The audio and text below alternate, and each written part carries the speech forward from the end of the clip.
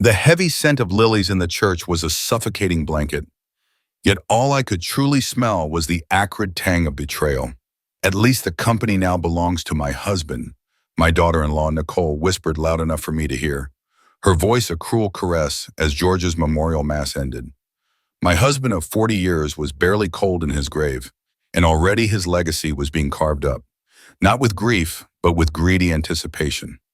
As my son, James, guided me through the murmuring crowd, a forgotten will, a cryptic promise George had made just weeks before, echoed in my mind, a tiny, defiant spark in the engulfing darkness, hinting at a truth none of them saw coming. You here follow my story until the end, and comment the city you're watching from so I can see how far my story has. The church smelled overwhelmingly of lilies. Too many lilies, their sweetness clinging to the air like a heavy perfume that refused to leave. I sat in the front pew, my hands clasped so tightly in my lap that my knuckles were pale. Father Mitchell's voice drifted over the congregation, speaking about George's life, our 40 years of marriage, his kindness, his dedication. But his words barely reached me. All I could hear was that whisper, "At least the company now belongs to my husband." Nicole's voice, cool and casual, slipped into the quiet like a knife sliding between my ribs. She had leaned toward her sister, her tone just loud enough for me to catch every syllable, as if she didn't care that I might hear, or maybe because she wanted me to. I kept my gaze fixed forward, my face arranged into the dignified mask of a grieving widow. Inside, though, I was unraveling. George had been gone only 7 days. 7 days, and already they were talking about his company as though it were a trophy to be claimed. I glanced to my right, toward my son James, his arm resting protectively around Nicole's shoulders. Had he heard? Did he share her eagerness to take what George had built from nothing? The business wasn't just a source of income, it was his life's work, each contract building and bridge forged with his sweat and vision. "Mom?" James's voice startled me. The service had ended. People were rising from their seats. I hadn't even noticed. "Are you ready to greet the guests?" he asked gently. I nodded, not trusting my voice. As I stood, my legs felt hollow, as though my bones had been replaced with air. I was 65, but in that moment I felt decades older, frail, uncertain. One by one, people filed past me, business associates, cousins, neighbors, offering the same soft condolences, the same hugs and handshakes. I accepted them automatically, my mind still caught on Nicole's whisper. Had she always been this way? Calculating? Cold? "Roseanne, I'm so sorry for your loss," said Mary Peterson, George's assistant for over 20 years. Her eyes were rimmed with red, her grief unpolished and real. "Thank you, Mary," I said quietly, clinging to the sincerity in her voice. "He thought the world of you." Across the room, I noticed Nicole and James speaking with Henry Gladwell, George's longtime business partner. Their heads were close together, voices low. Nicole's hand rested lightly on Henry's arm, her expression grave, but her eyes betrayed something sharper, anticipation. Later, during the reception at our home, I escaped to the kitchen for a moment of quiet. The hum of conversation and clink of glasses had faded behind me. The caterers had stepped outside, leaving me with the blessed hush of an empty room. "Mom?" Sarah appeared in the doorway, her face drawn with concern. She had flown in from Seattle, leaving her 2 boys with her ex-husband. She had always been perceptive, sometimes too perceptive. "Just needed a minute," I said, forcing a smile. She stepped closer. "Nicole's being Nicole." I met her gaze. "You have noticed too?" Sarah snorted softly. "Hard not to. She's practically measuring the curtains in Dad's office." I busied myself with arranging cookies on a plate. "She thinks James will inherit the company," I said, my voice steadier than I felt. "And will he?" Sarah's question was quiet but direct. I hesitated. The truth was I didn't know. George had always handled the legal matters. I had trusted him completely, content to remain in the background while he built his empire. I had never thought to ask about succession plans. Why had I assumed there would be more time? "The lawyer's coming tomorrow," I said. "We'll know then." Sarah squeezed my arm. "Whatever happens, I'm here for you." When we rejoined the guests, I noticed Nicole watching me. She crossed the room, her arms outstretched in an embrace that felt staged. "Roseanne, you're being so strong," she said, her voice sweetened with false concern. "Please let me know if there's anything James and I can do, anything at all." Over her shoulder, I caught James's eyes. Was that guilt I saw, or simply grief? My son had always been ambitious, eager to step into his father's shoes. But when had that ambition shifted into entitlement? That night, after the house had emptied, I sat alone in George's study. His presence lingered in the worn leather of his chair, the faint trace of his cologne, the tidy yet busy surface of his desk. His calendar lay open to the week he died, each day filled with plans for a future that would never come. Tomorrow the truth would come. Tomorrow I would find out if George had seen Nicole for what she truly was, if he had recognized the hunger in our son's eyes. I picked up a framed photograph of us on our 40th anniversary, his arms snug around my waist, both of us laughing. "What would you do, George? What would you tell me now?" I whispered. For the first time since his death, I let the tears come. Real, unstoppable tears. They shook my body, a flood of grief and betrayal crashing over me. I wept for my husband, for the coldness in my daughter-in-law, for the uncertain future that loomed ahead. I wept until exhaustion hollowed me out. When the sobs finally subsided, I looked again at George's face in the photo. Somewhere deep inside, something shifted. A hard, small seed of resolve took root. Tomorrow would bring truth. And with truth, decisions I had never imagined I'd have to make. The morning dawned gray and damp, as if the weather itself matched my mood. I dressed with care, choosing a navy suit George had always liked. By 10 o'clock, we were all gathered in the office of Richard Whitman, our longtime family lawyer, and George's friend for over 3 decades. Nicole arrived draped in black, elegant as ever, her hand tightly clasped around James's. Sarah sat beside me, her quiet presence grounding me. George's brother Edward had flown in from Phoenix, his weathered face solemn. "Thank you all for coming," Richard began, adjusting his glasses. "As you know, we are here to discuss the last will and testament of George William Stanford." I fixed my eyes on a watercolor painting hanging above his head, a small sailboat adrift on a calm sea, probably untouched since the 1980s. I didn't want to see Nicole's face. I didn't want to see her anticipation. Richard cleared his throat and began to read. The formalities rolled over me in a tide of legal language that felt distant and unreal. To my beloved wife, Roseanne Elizabeth Stanford, I leave all shares and controlling interest in Stanford Construction, along with every asset, property, and holding connected to it. The words hung in the air like a stone dropping into still water, and the silence that followed was absolute. Beside me, I felt Sarah's body go rigid.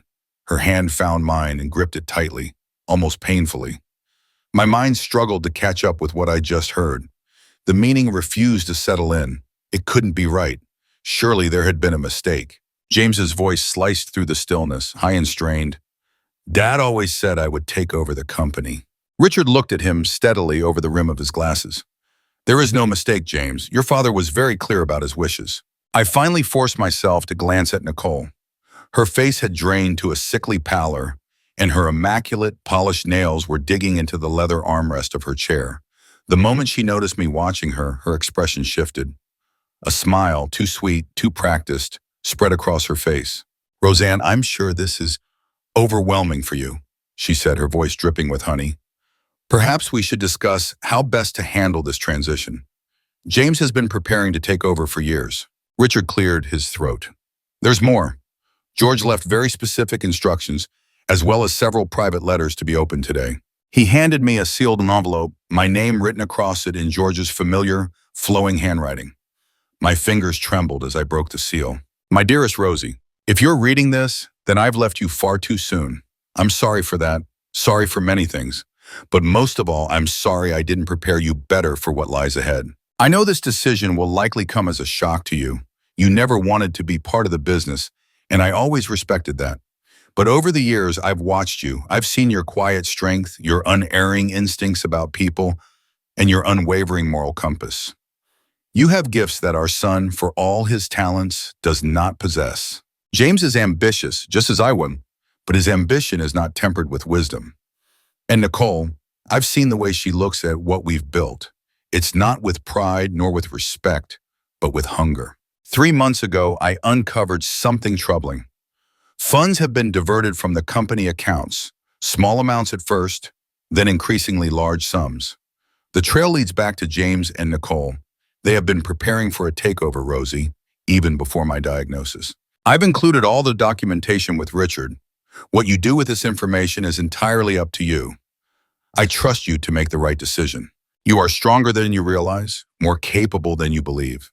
The company is yours now. Lead it with the same grace and integrity with which you've led our family. All my love, always, George. I folded the letter carefully, my thoughts spinning. George had known. He had seen through Nicole's charming facade, had recognized our son's weaknesses.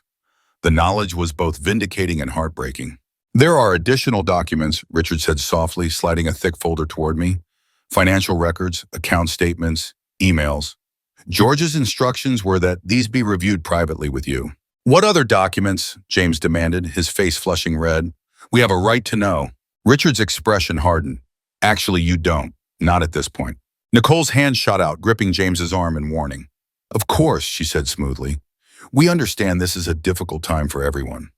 Her gaze locked on mine, calculating, measuring. Perhaps, she continued, we should give Roseanne some time to process everything. Obviously, she'll want to hand management over to James as soon as possible. Running a construction company is hardly something she's equipped for. The condescension in her tone lit a slow-burning fire inside me. Thank you for your concern, Nicole, I said, surprised at how steady my voice sounded.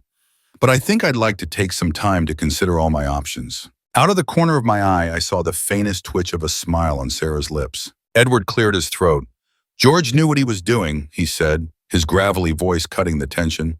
Always did. James pushed back his chair abruptly. This is ridiculous.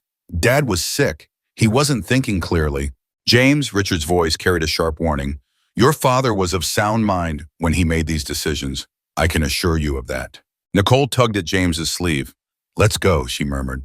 We'll discuss this at home. As they moved toward the door, Nicole paused beside my chair. She leaned in as though to embrace me, but her voice was a whisper, hot against my ear. This isn't over. You have no idea what you're doing. When the door closed behind them, I released the breath I hadn't realized I was holding. Sarah's arms slid around my shoulders. Mom, are you okay? I looked down at George's letter, then at the folder holding evidence of my own son's betrayal. My heart felt as though it were being torn apart. I don't know, I admitted honestly, but I think I need to find out exactly what James and Nicole have been up to. Richard's face was grave. George was very thorough in his investigation.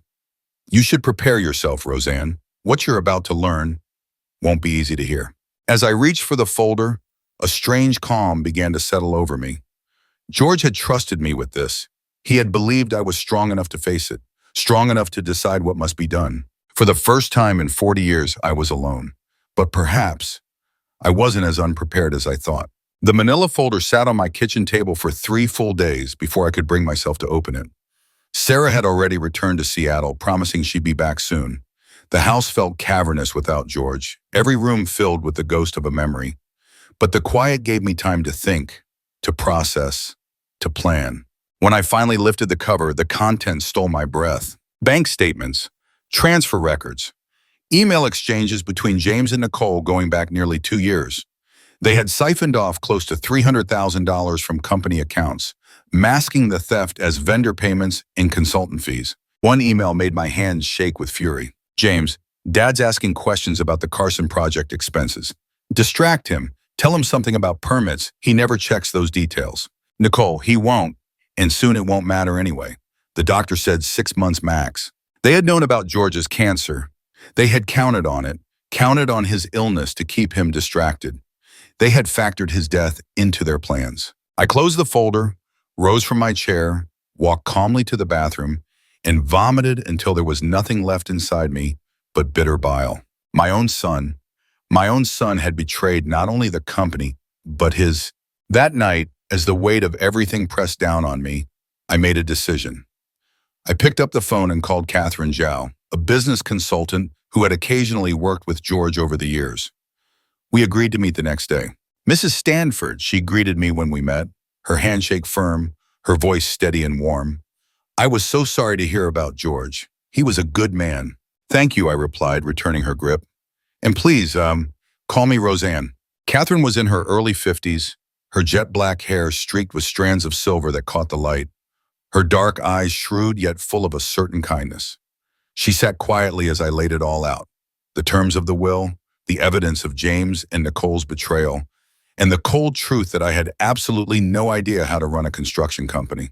So, "You're thinking about selling?" she asked when I finally stopped talking. "I don't know," I admitted, my voice low. Part of me wants to walk away from all of it. But George, he trusted me with this. He believed I could handle it. She studied me for a long moment, her expression thoughtful. "George and I talked about the company often. He mentioned you more than you might realize." That caught me off guard. "Me?" She nodded. "He said you had a natural instinct for people, that you could spot a dishonest contractor from a mile away." A faint smile touched her lips. "He also told me you kept the books for his first 3 projects, back when Stanford Construction was just him and a pickup truck." I let out a small breath, my mind drifting back to those early years, sitting at our cramped kitchen table with a calculator in hand, double-checking George's math, suggesting ways to shave costs without ever cutting corners on quality. "That was a lifetime ago," I murmured. "Maybe," she said, leaning forward slightly, "but those skills don't just vanish." She paused. "What if, instead of selling, you learn the business? You have time. The day-to-day mostly runs itself. You could observe, ask questions, and gradually take the reins." For the first time since George died, I felt a tiny spark of something I hadn't dared to feel. Hope. "What about James?" I asked quietly. Her expression hardened. "That's a separate matter. The evidence you have? That's embezzlement, Roseanne. It's a crime." I nodded, a heaviness settling in my chest. My son could end up in prison. My grandchildren might grow up with their father behind bars. "I need time," I said finally. "Time to decide what to do about James. But I want to learn the company." "Then we start tomorrow," Catherine replied. The weeks that followed blurred together in a rush of information and discovery. Mornings were spent with Catherine, absorbing her guidance, her explanations, her decades of experience. Afternoons, I was at the office introducing myself to employees who seemed genuinely surprised to see me there. I reviewed projects, studied contracts, learned the processes. I asked questions, hundreds of them, and listened closely to every answer. Meanwhile, James and Nicole adjusted their approach. James began calling daily, his voice softened, almost conciliatory. "Mom, I've been thinking about everything that happened," he told me one evening. "I was just shocked, that's all. But I want to help you through this. Nicole does too." "That's thoughtful of you," I replied evenly, careful to keep my tone neutral. "We should have dinner soon," he added. "The kids miss you." At the mention of Lily and Marcus, my heart tightened. I hadn't seen them since the memorial service. "I'd like that," I said truthfully. Dinner was set for Friday. That day, I spent hours in the office with Trevor, our head estimator, going over the Johnson contract. I pointed out a discrepancy in the materials cost estimate, and Trevor looked at me with a new kind of respect. "You've got a sharp eye, Mrs. Stanford," he said. "George always said you were the brains behind the operation." I smiled, touched by the compliment. George exaggerated. "I don't think so," he replied firmly. That evening, I drove to James and Nicole's house feeling more confident than I had in weeks. The front door swung open before I could knock, and Lily and Marcus came hurtling toward me. "Grandma, we missed you." I knelt down and wrapped them in my arms, breathing in the sweet, innocent scent of their hair, feeling their little arms cling around my neck. Nicole appeared then, flawless as always, her smile polished but not quite reaching her eyes. "Roseanne, come in. James is just opening some wine." The house was immaculate, every surface gleaming.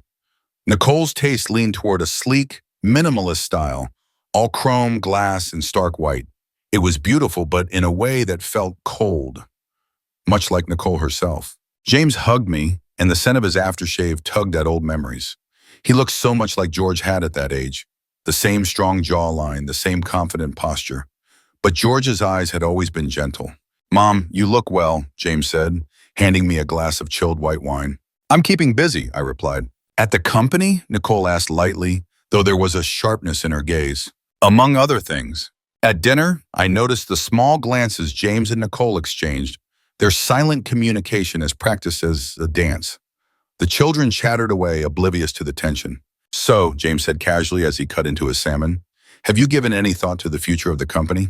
"A little," I answered, watching Nicole's fingers tighten slightly around her fork. "I've been thinking," James continued, "it makes sense for you to keep ownership, of course, but the daily operations, that's a lot for anyone to handle, especially someone without experience in the business. It would be a shame," Nicole added smoothly, "for George's legacy to suffer. He built something remarkable." Yes, I agreed, meeting her eyes steadily. He did. That dinner became a Friday ritual over the next month. Each week followed the same script: warm greetings, precious time with my grandchildren, and then the subtle, carefully worded suggestions that I step aside. They even had papers ready, just in case I agreed. "It's for the best, Mom," James would say, looking at me with those earnest eyes. "You deserve to enjoy retirement, not worry about contracts and payroll." I would smile, steer the conversation elsewhere, and watch Nicole's perfectly polite mask begin to crack, her frustration seeping through. All the while, I kept learning. Catherine was patient and thorough, teaching me not just the company's operations, but the rhythms of the entire industry. I found myself thriving, spotting inefficiencies, asking the right questions, connecting easily with clients. "You're a natural," Catherine told me one afternoon as we studied the quarterly projections. "George was right about you." Her words warmed me, but I wasn't naive. James and Nicole's patience was thinning.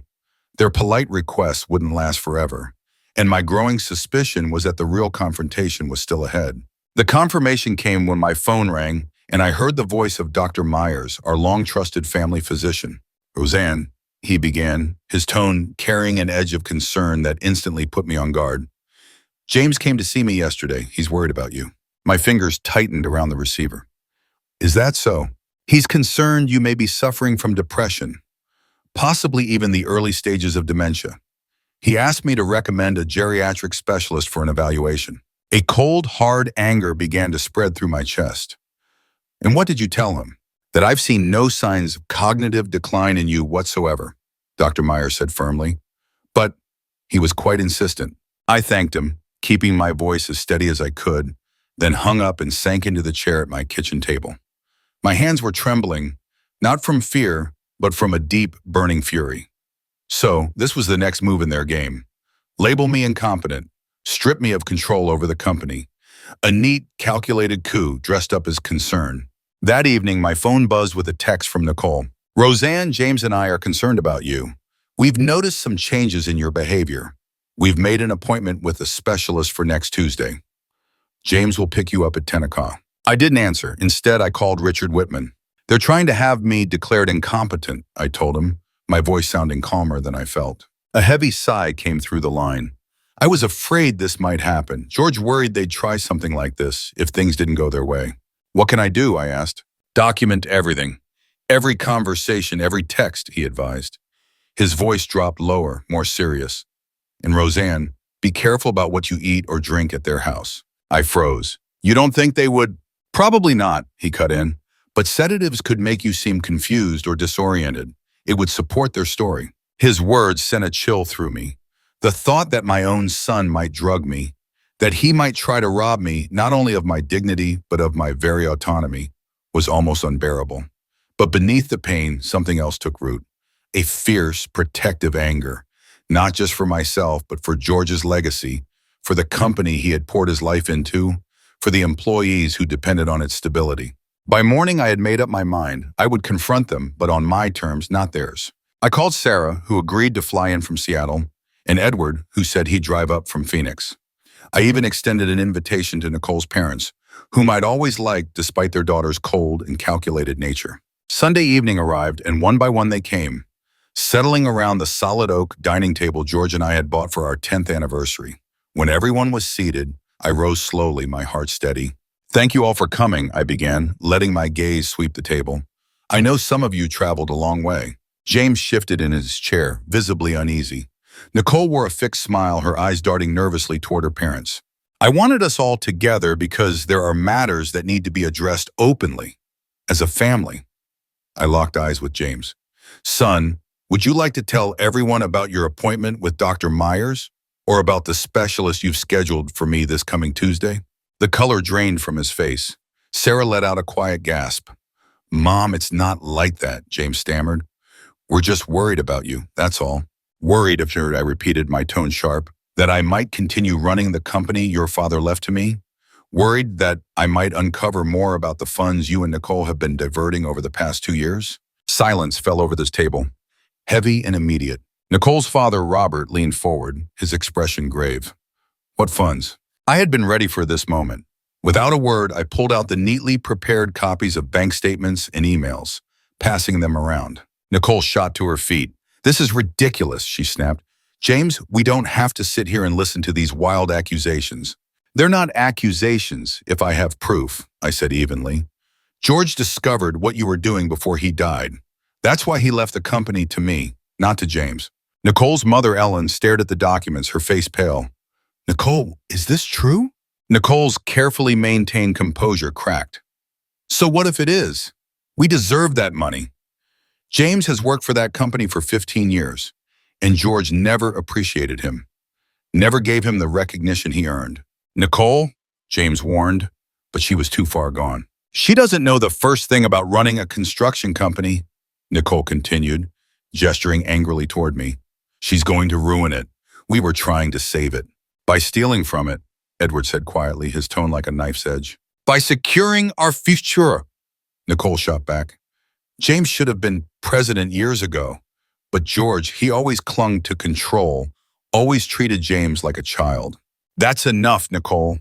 James's voice was sharp, but the damage had already been done. Nicole's parents were staring at her as though they'd never seen her before. Sarah's face was frozen in shock and disgust. Edward shook his head slowly. "James," I said gently, despite the anger coiled in my chest. "Wibaya, your father loved you. He was preparing you to take over." James couldn't meet my eyes. It was taking too long. And when Dad got sick, I thought he might sell rather than leave it to me. "We thought," Nicole added quickly. "You thought you'd take matters into your own hands," I finished for them. The silence that followed was heavy with disappointment and grief. Finally, Robert cleared his throat. "What happens now, Roseanne?" It was the same question I'd been asking myself for weeks. The documents in that folder could send my son to prison. They could destroy what little was left of our family. "That," I said, looking straight at James and Nicole, "depends on what happens next." "Are you threatening us?" Nicole's voice was sharp, desperate. "No," I said, "I'm offering you a choice." The pause that followed seemed to stretch endlessly. James stared down at his hands, shoulders slumped. Nicole's face was set in defiance, but I could see the fear flickering underneath. "What choice?" James asked at last, his voice barely above a whisper. I drew in a steady breath. "You will both resign from Stanford Construction. You will repay every cent you have taken, plus interest, and you will never again attempt to interfere with the company. In return, I will not press charges." Nicole let out a brittle, mirthless laugh. "You wouldn't send your own son to prison. You're bluffing." "Nicole," her father said quietly, a warning in his tone. I looked at her fully then, taking in the perfect makeup, the designer clothes, the carefully curated image. For years I had chased her approval, trying so hard to be the kind of mother-in-law she wanted, bending myself into shapes that no longer even felt like me. Only now did I see how pointless all of that had been. "You're right, Nicole," I said, my voice calm but steady. "I don't want to send my son to prison." I turned to James, meeting his eyes. "But I will if I have to. This isn't just about money. It's about trust, about the legacy your father built with his own hands. It's about the people whose livelihoods depend on this company." "So that's it?" James's voice carried a sharp edge, bitter and wounded. "You're just cutting me out after all the years I've given to the company?" Sarah, who had been silent until now, leaned forward. "James," she said firmly, "you stole from Dad while he was dying. What exactly did you expect?" James flinched, as though her words had been a physical blow. "I'm not cutting you out entirely," I told him, my tone measured. "You can stay on as a consultant if you want. You know the business, you know the clients. But you'll have no access to financial accounts and no decision-making authority." "And what about me?" Nicole demanded. "Your position as marketing director is terminated, effective immediately." Nicole shot to her feet so fast her chair tipped backward with a clatter. "This is outrageous. James, we don't have to take this. She can't prove anything." James looked from her to me, torn. For a moment, I caught a glimpse of the boy he used to be, the boy who once sought my approval so desperately, who craved validation like air. When had that boy become this man, someone capable of betraying his own father? "Mom," he said, his voice cracking just slightly, "give me another chance. Please, I'll make it right." For the briefest moment, I wavered. This was my son, my firstborn. No matter what he'd done, I loved him. "James," I said softly, "this is your second chance. I'm not sending you to jail, and I'm not exposing you to the world for what you did.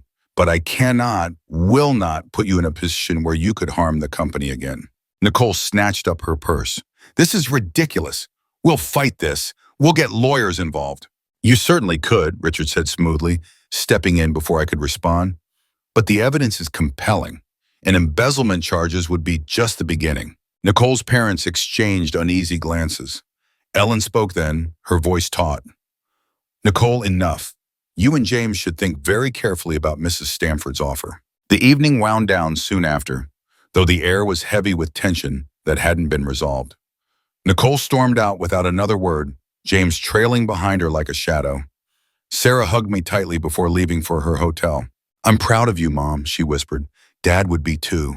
That night, alone in the house that suddenly felt much too big, I sat in George's study and wept. For the son I had raised, for a family that felt as though it was splintering apart, and for the husband who wasn't there to help me through it. The next morning, reality set in. I had a company to run and employees depending on me. I dressed with care, choosing a blue suit that gave me confidence, and drove to the office. The news had spread fast. As I walked through the building, I felt the eyes on me, heard the murmured whispers. James and Nicole had always been well-liked, at least on the surface. I wondered how many thought I was nothing more than a bitter widow, shoving her own son aside out of spite. Catherine met me in what was now my office, George's office no longer. Are you ready for this? She asked. No, I admitted, but I'm doing it anyway. That day was a blur of meetings with department heads. I listened more than I spoke, asked questions, took notes. Some people seemed skeptical, others cautiously hopeful. Trevor, the head estimator, was openly supportive. For what it's worth, Mrs. Stanford, he said as our meeting ended, I think George made the right call. James, well, let's just say he takes shortcuts. That doesn't work in construction. By week's end, I had met every key employee, reviewed every ongoing project, and begun forming a plan for the company's future. With Catherine's help, I'd identified strengths to build on and weaknesses that needed addressing. In the meantime, James had cleared his personal things from his office, but he still hadn't given me an answer about the consultant role. Nicole had been spotted late one night, emptying her desk when almost everyone was gone. That Friday evening, just as I was about to leave, my phone rang. It was Ellen, Nicole's mother. Roseanne, she began, hesitating. I owe you an apology. Robert and we had no idea what Nicole was involved in. I know, I told her honestly. Ellen and Robert had always been kind to me. We've spoken with them, she went on, at length, and I think James might be ready to accept your offer. But Nicole, she stopped. I knew what she wasn't saying. Nicole had always been the driving force, the one pushing James, molding him, using his insecurities for her own purposes. Ellen, I appreciate you calling, I said, but this is between James and me now. He has to make his own decision. Almost as if on cue, a text came through from James. Can we talk tomorrow, alone? I stared at the words torn between hope and weariness. Was this the first step toward healing, or just another manipulation? The next morning, we met at a small cafe downtown, a neutral space for both of us.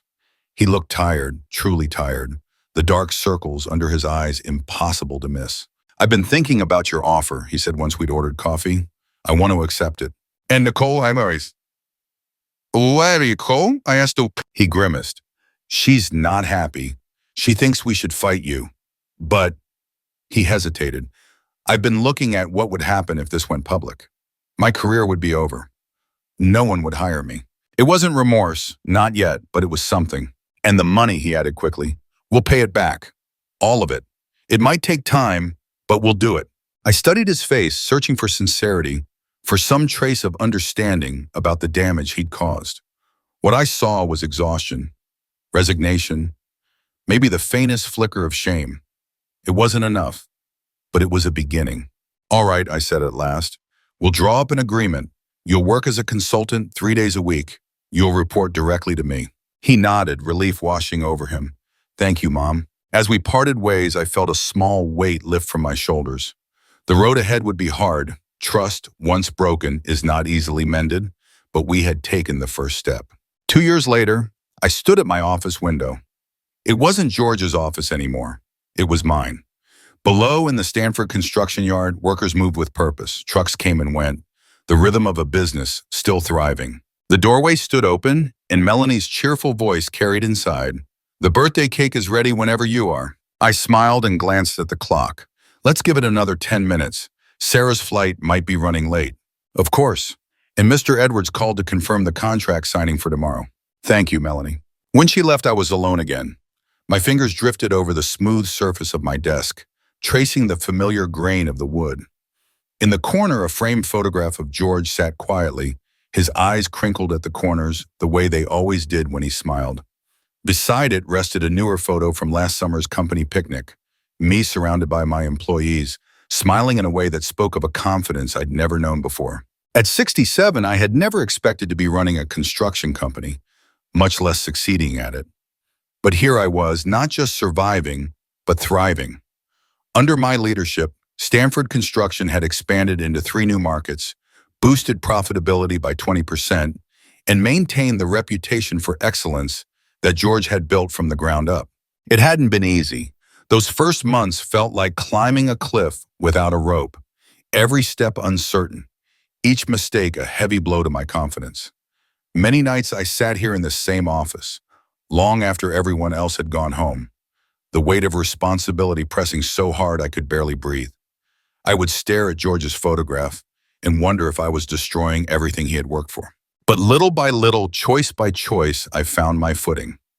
I learned that the people instincts George had always credited me with were, in fact, a real and valuable business skill. I could sense the mood of a room, detect when someone was hiding the truth, and know instinctively when to press forward and when to yield. The door opened again, and Sarah peeked in, her face breaking into a wide smile. "Mom, sorry I'm late. Traffic from the airport was brutal." I stood and embraced her, breathing in the familiar, comforting scent of her perfume. "You're right on time. How are the boys?" "Growing way too fast. Ethan made the soccer team, and Jake's completely obsessed with dinosaurs. They're sad they couldn't come with me."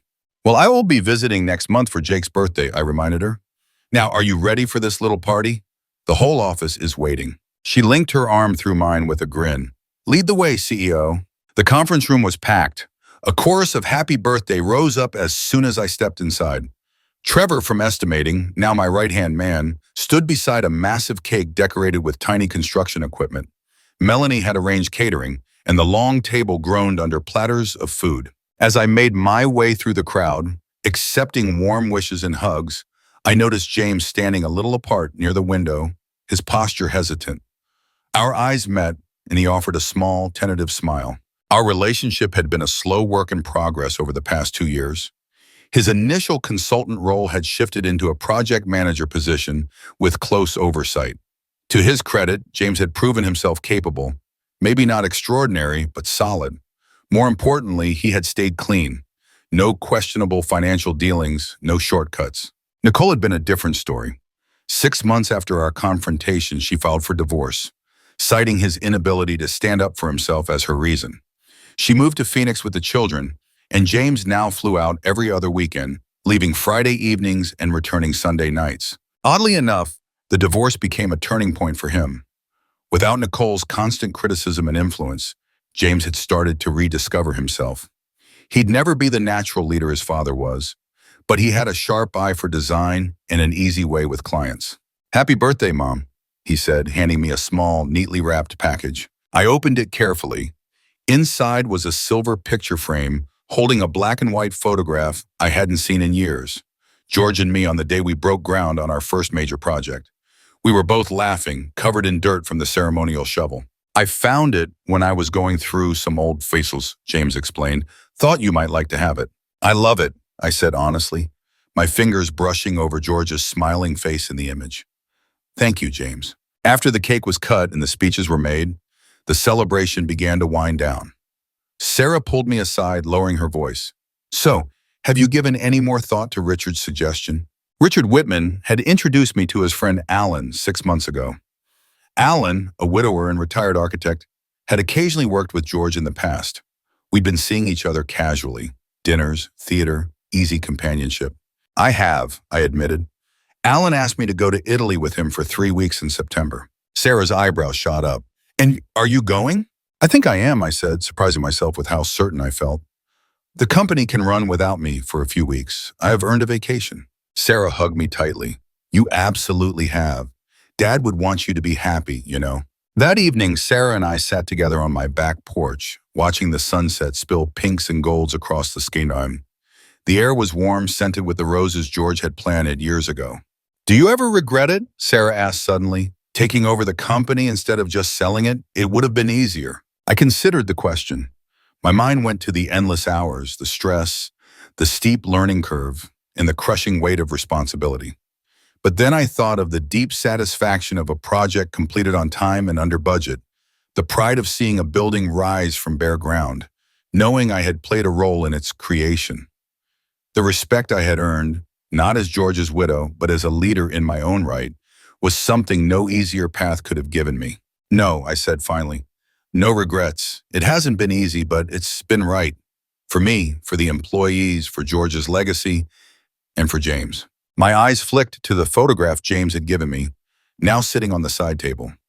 For James, too. He needed to learn there are consequences to his actions, that he had to earn his place, not just feel entitled to it. Sarah nodded thoughtfully. You know, when Dad died, I was so worried about you. You seemed so lost. I admitted quietly. I didn't know who I was without him. I'd been George's wife for so long, I'd forgotten how to be just Roseanne. I smiled, feeling the warm evening breeze on my face. And now I know exactly who I am. That December, we held the company holiday party at the Grand Hotel downtown, a celebration of Stanford Construction's most profitable year to date. I stood at the podium, looking out at the familiar faces of employees, clients, and friends. 27 months ago, I began. I knew almost nothing about running a construction company. But George did. He knew that this company wasn't just about buildings, it was about people, about integrity, about doing the right thing even when no one is watching. I paused, my gaze finding. James stood among the crowd, meeting my eyes with a small, knowing nod. In that subtle gesture, I could see that he understood, really understood. In his view, Stanford Construction would keep moving forward, continuing to grow and change, ready to meet both the challenges and the opportunities that lay ahead. But no matter what came, one thing would remain unshaken: the foundation George Stanford had laid for this company. The principles, the integrity, the values he had embedded into its very core, those would never fade. As the room erupted into applause, a quiet sense of completion washed over me, like a circle closing neatly back where it had begun. I remembered Nicole's words at the memorial service, how she had insisted the company belonged to her husband. Back then, part of me might have agreed, but now, standing here, I knew she had been wrong. It didn't belong solely to her husband. It didn't even belong to me, not in the way people assumed. It belonged to all of us, to everyone who had poured their sweat and heart into it, building it brick by brick, day by day. It belonged to George's memory, a living tribute to what he had created and to the future we were all shaping together. And as for me, the woman who had once been known only as George's wife, I had stumbled upon something I never imagined I would find. It wasn't just a sense of purpose. It wasn't only confidence. It was something warmer, brighter. Joy. Joy in the thrill of discovery. Joy in the challenge of proving myself. Joy in realizing I could become far more than I had ever dared to believe possible. In the end, George had given me one last, unexpected gift. Not the company itself, no, that was never the true gift. What he gave me was the chance to uncover my own strength. And for that, I would carry a gratitude that would last the rest of my life.